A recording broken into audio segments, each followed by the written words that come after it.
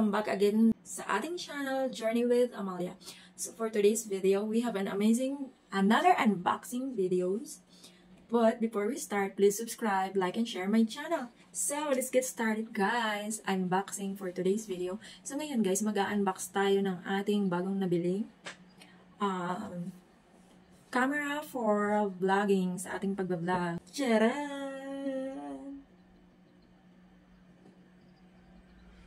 So guys, mag-unbox nga tayo. Oo guys, hindi kayo nagkakamali. Mag-unbox tayo ng ating Insta360 X4 with 8K 360 action camera. So, mag-start na nga tayo guys. Mag-unboxing ng ating camera 360. So, open na natin guys. Sharan! Ito guys. Think bold. Camera Insta360. Kunin na natin guys. Dahan-dahan. Char. Baka mabagsak. Insta360 X4 guys ay meron siyang dalawang camera. One sa harap and two sa likod. Yan.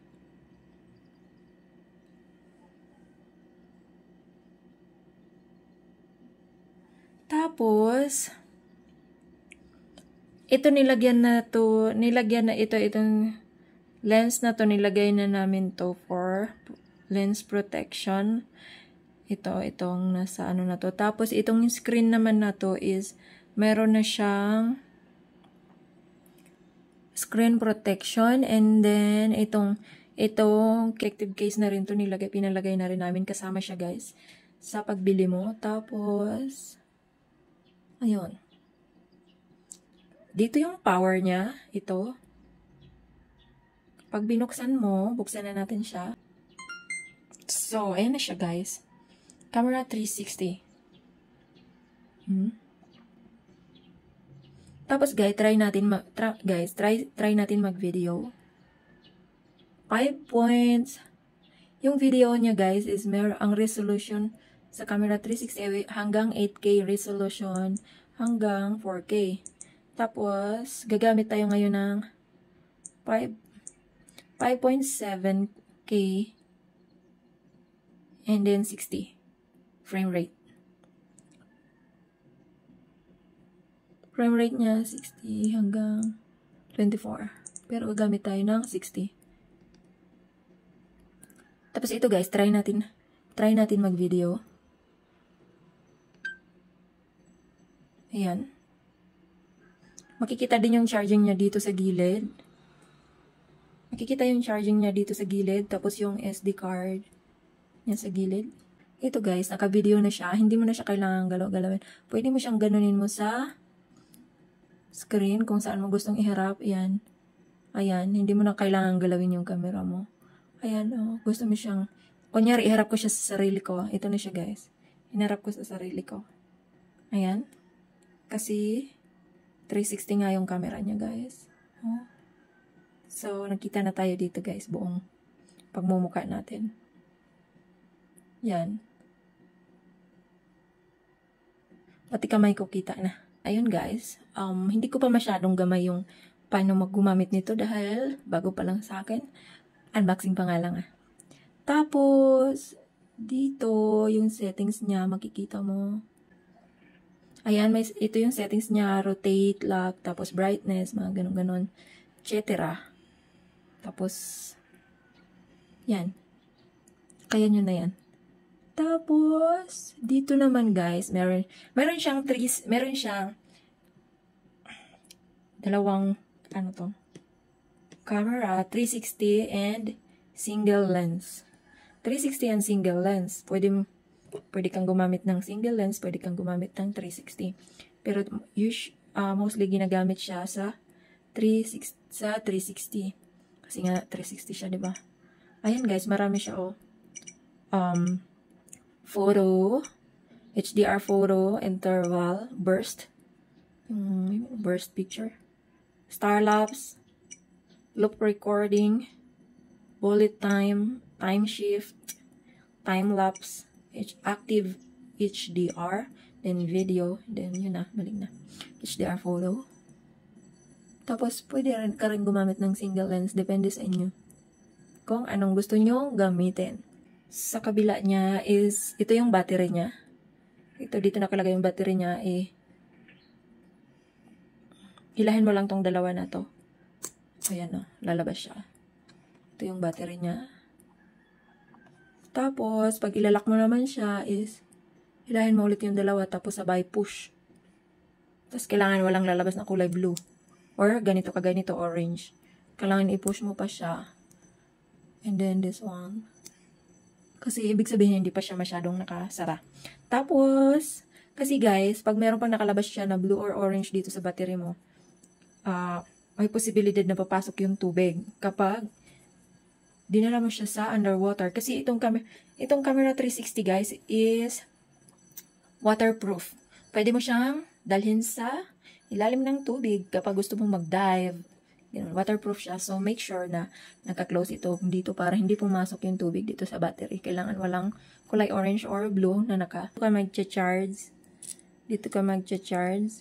Sa pagbili mo is, ito yung kasama niya. Wire. USB wire na pang charge. And then, wala siyang kasamang cord. Kaya, kailangan mo pang bumili ng cord. Ito. Kailangan mong bumili ng cord para dito. Para makapag-charge ka. Bumili pa ako ng cord. Separate siya guys. Separate siya. Fast charger. And then, para kapag nag-travel or pumunta sa malayo, bumili din ako ng extra battery guys. Para in case na malowbat siya, meron tayong pampalit na extra battery ng 360 X4 natin, extra battery. Kaya, ready.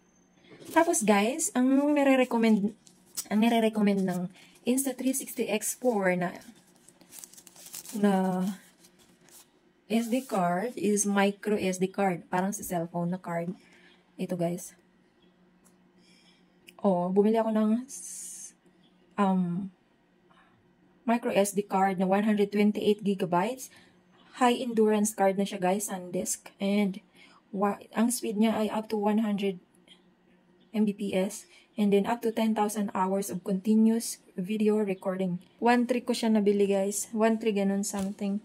And then, ito yung lens na kasamang binigay nila, kasama sa pagbili. Pero pinakabit ko na siya. Yan, dalawa. Tapos, may kasama din siya guys, nitong ganito, panglinis. Panglinis ng lens. Kailangan lagi siyang malinis. Sa tuwing mag-take ka ng video or camera, ito yung panglinis niya guys. Kasi para maganda yung result ng video mo, hindi siya magmo-moist or ganun. Pakaingatan na wala siyang dumi. At laging ingatan daw yan guys dahil kahit na may protection yung lens niya ay itong lens niya kapag yung ilalim nito ay not replaceable. Hindi siya replaceable. So kailangan talaga siyang ingatan. Pouch. Pouch siya guys. Lagayan ng ating camera. Yan pouch. Yan. Pwede mong ilagay dito yung panglinis mo, yung pamunas, para hindi mo siya makalimutan. Pouch, tapos may another pocket pa siya dito. Pouch. Para hindi siya mabagsak or ingatan mo talaga siya, guys. Eto na, guys. Dito na tayo sa may kasama siyang itong selfie stick na to ay hindi siya kasama sa pagbili mo ng Insta360. Separate yung price niya, guys. Yan, 2,190. Invisible selfie stick plus tripod. Insta360.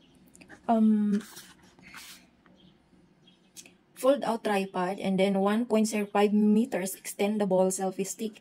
And then, kaya siya tinatawag guys na invisible selfie stick. Kasi, pag nag-taping ka ng video mo, ay, pagdating sa screen, kapag nag-edit ka na, pagdating sa screen, ay wala kang makikitang selfie stick. Invisible siya pagdating sa video mo. 1.05 meters. Yan, ito siya. Tapos, gaganyan mo siya dahil may butas ito dito. Ingatan talaga guys na huwag mabagsak. Kasi napaka-sensitive ng lens. Ito guys, dito mo siya ikakabit. Tusok mo lang. Tusok mo lang siya. Tapos, ikot. Ikot. Ikot. Ikot. Tapos, ilahin mo siya. Ganito siya kahaba guys. Haba, no? So, ayun na nga guys. Ang price nito ay, price niya talaga yung SRP niya is 30,000 something. 30,990. Tapos, nabili ko siya nag-sale kasi siya guys. So, nabili natin siya ng 26,390. Kung nagustuhan nyo or interested kayo sa my channel, like and share. Thank you for watching. Bye!